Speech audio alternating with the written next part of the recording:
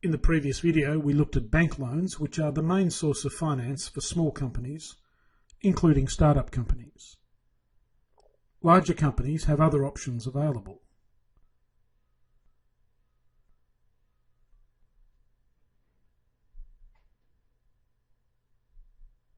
A bond is a type of loan where the loan is broken up into small amounts, such as $100 or $1,000 each, and each of these is called a bond.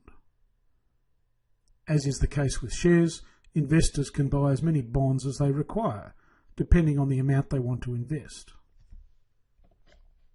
Sometimes other terms are used to describe bonds. Medium-term bonds, typically 5 to 10 years to maturity, are sometimes referred to as notes. Just like bank loans, bonds can be secured or unsecured. Unsecured bonds are typically referred to as debentures. If a bond is in the same country as the company issuing the bond and is denominated in the currency of that country, it is called a domestic bond.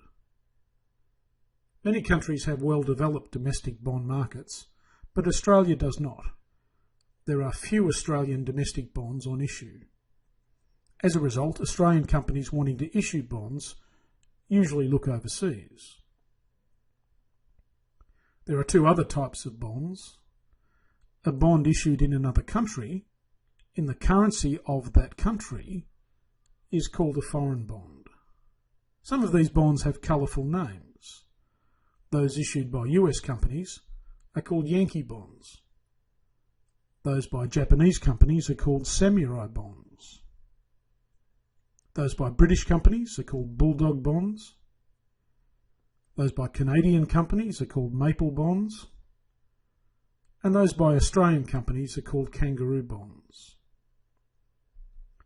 Finally, a bond issued in a currency other than that of the country in which it is issued is called a euro bond.